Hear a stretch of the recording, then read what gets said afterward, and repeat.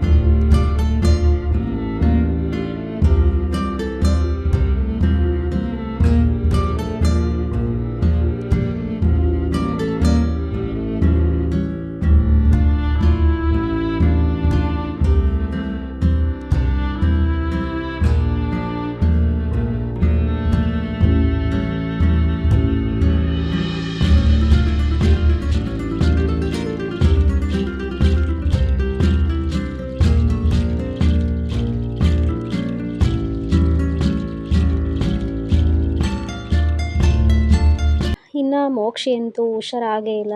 ಹಬ್ಬದ ದಿನವೂ ಕೂಡ ಮಲ್ಗೆ ಇದ್ದ. ಅವನು ಎದ್ದು ಬರ್ತಾನೆ ಇರಲಿಲ್ಲ. ಏನು ಮಾಡ್ತಾಯಿದ್ಯಾ ಏನು ಅಂತ ಕೇಳ್ತಾ ಇರ್ತಿದ್ದ ಬೇರೆ ಟೈಮ್ಗಳಲ್ಲಿ. ಆದರೆ ಇವತ್ತು ನಾನು ಅಡುಗೆ ಮನೆಯಿಂದ ನಾನು ಕೂಡ ಮಧ್ಯಾಹ್ನ ಸಂಜೆ ತನಕ ಈಚೆ ಬರಲಿಲ್ಲ. ಅದು ಇದು ಮಾಡಿಕೊಂಡೇ ಟೈಮ್ ಕಳೆದೋಯ್ತು.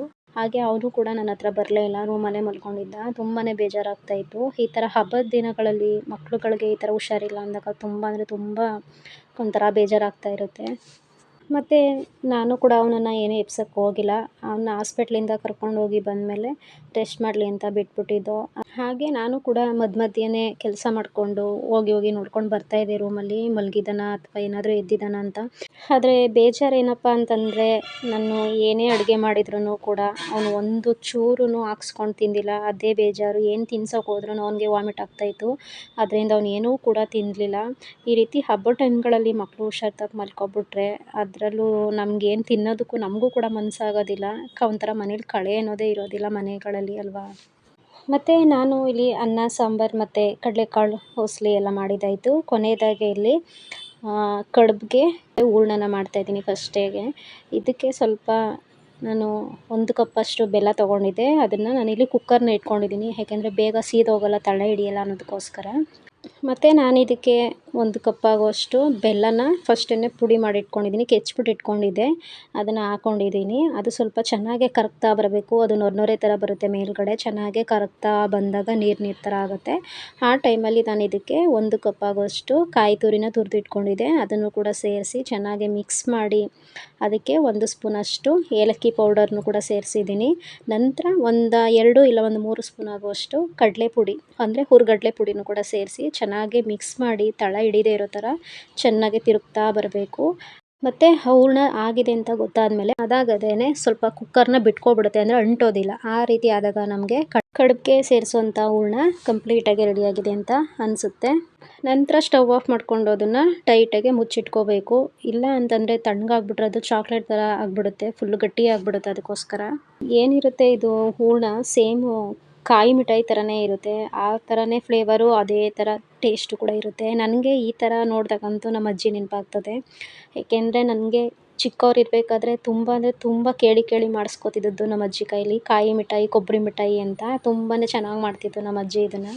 ಮತ್ತು ಇಲ್ಲಿ ಒಂದು ಕಡಾಯಿನ ಇಟ್ಕೊಂಡಿದ್ದೀನಿ. ಅದಕ್ಕೆ 1-2 ಕಪ್ ಆಗುವಷ್ಟು ನೀರು ಮತ್ತು 1 ಸ್ಪೂನ್ ಆಗುವಷ್ಟು ತುಪ್ಪ, 1 ಸ್ಪೂನು ಉಪ್ಪು ಹಾಕ್ಕೊಂಡು ಸ್ವಲ್ಪ ಅಕ್ಕಿ ಹಿಟ್ಟನ್ನು ಮೇಲ್ಗಡೆಯಿಂದ ಹಾಕ್ಕೊಂಡಿದ್ದೀನಿ. ಅದು ಚೆನ್ನಾಗಿ ಚೆನ್ನಾಗಿ ಕುದೀತಾ ಇದೆ ಅಂತ ನಮಗೆ ಗೊತ್ತಾದಾಗ, ಅಂದರೆ ಈಗ ನಾವು ರಾಗಿ ಮುದ್ದೆ ಎಲ್ಲ ಮಾಡ್ತೀವಲ್ಲ, ಅದು ಚೆನ್ನಾಗಿ ಕುದಿದ್ಮೇಲೆ ನಾವು ಯಾವ ರೀತಿ ಹಿಟ್ಟನ್ನು ಹಾಕೋತೀವೋ ಅದೇ ರೀತಿ ಮಾಡಬೇಕು. ಇದನ್ನು ಕೂಡ ಚೆನ್ನಾಗಿ ಅದು ಕುದಿ ಬಂದಮೇಲೆ ನಾವು ಇದಕ್ಕೆ ನಾನಿಲ್ಲಿ ಕಪ್ ಅಳತೆ ಏನು ತೊಗೊಂಡಿಲ್ಲ, ಸುಮ್ಮನೆ ಮೆಜರ್ಮೆಂಟಲ್ಲಿ 1 ಕಪ್ ಆಗುವಷ್ಟು ತೊಗೊಂಡಿದ್ದೆ ಅಕ್ಕಿ ಹಿಟ್ಟನ್ನು. ಅದನ್ನೇ ಚೆನ್ನಾಗಿ ಹಾಕಿ ಮಿಕ್ಸ್ ಮಾಡ್ತಾ ಬರ್ತಾಯಿದ್ದೀನಿ. ನಾನಿಲ್ಲಿ ಒಂದೇ ಸಲ ಹಾಕ್ಬಿಟ್ಟು ಮಿಕ್ಸ್ ಮಾಡ್ಕೊತಾ ಇದ್ದೀನಿ. ಅದು ಗಂಟಾಗೋ ಚಾನ್ಸಸ್ ಕೂಡ ಇದೆ ಅಕ್ಕಿ ಹಿಟ್ಟು. ಸ್ವಲ್ಪ ಕಡಿಮೆ ಉರಿ ಇಟ್ಕೊಂಡು ಚೆನ್ನಾಗಿ ಮಿಕ್ಸ್ ಮಾಡಿ, ನಾವು ಮುದ್ದೆ ಯಾವ ರೀತಿ ಮಸಿತೀವೋ ಅದೇ ರೀತಿ ಚೆನ್ನಾಗಿ ಮಸ್ತು ಚೆನ್ನಾಗಿ ಇದು ಮಾಡಿದ್ರೆ ಸಾಫ್ಟಾಗಿ ಬರುತ್ತೆ. ನಂತರ ಇದನ್ನು 1-2 ನಿಮಿಷ ಬೇಯಿಸ್ಕೊಂಡ್ರೆ ಸಾಕಾಗುತ್ತೆ.